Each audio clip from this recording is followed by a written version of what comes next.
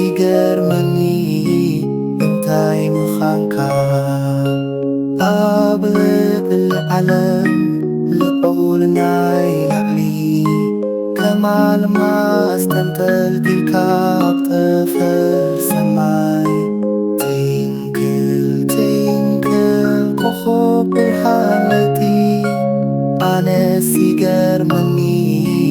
እንታይ ምዃንካ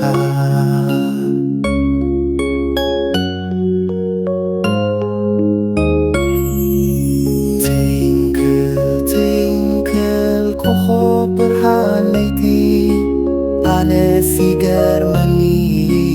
እንታይ ምዃንካ ኣብ ልዕለም ልዑል ናይ ላዕሊ ከማልማዝ ተንጠልጢልካ ኣብ ጠፈር ሰማይ ትዊንክል ትዊንክል ኮኸብ ብርሃነቲ ኣነ ሲገርመኒ እንታይ ምዃንካ